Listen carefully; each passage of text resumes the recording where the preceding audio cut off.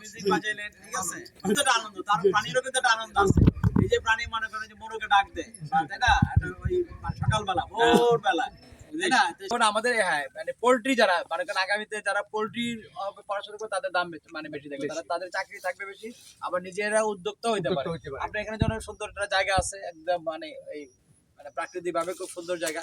এখানে কিন্তু আপনি যে পোল্ট্রি গুলো আপনার লালন পালন করতে পারেন, পোল্ট্রি দিয়েই কিন্তু আপনি ওই যে মানে ঢাকা শহরের বড় ধনী মানুষ, আপনিও কিন্তু এখানে কিন্তু এই জায়গা যেটা আছে এখানে কিন্তু আপনার মানে লাখ লাখ টাকা উপার্জন করার কিন্তু সুযোগ আছে। এটা কিন্তু একটা ইন্ডাস্ট্রি বা কারখানা তো একদিনে মানে তৈরি হয় না, এটা 5 বছর 10 বছর পর যারা বড় লোক হয়েছে তারা দেখবেন যে তাই না, এখন এই টাটারা মনে করেন এই 100 বছর 200 বছর ধরে করতেছে, এগুলো পূর্বপুরুষ আস্তে আস্তে করে এখন এই জায়গায় আসছে।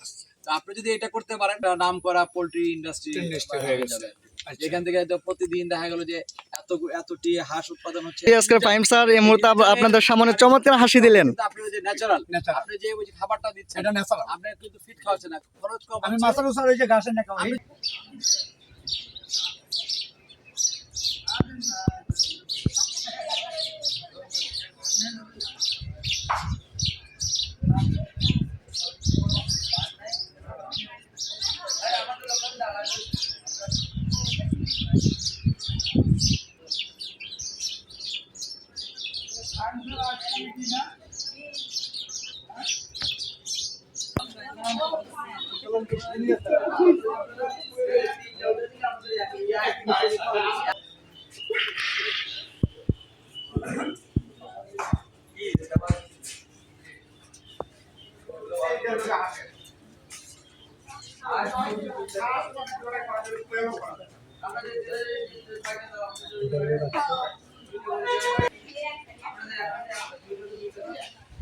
ভিডিও হচ্ছে জি।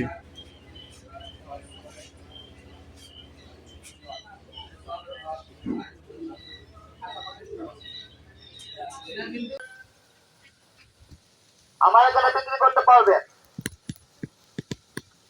কাঁকড়া প্রতি কেজি 3 টাকা 3 টাকা 3 টাকা। পরবর্তীতে রৌদ্র যদি হয় তাহলে কাঁকড়ার দাম আরো বাড়বে।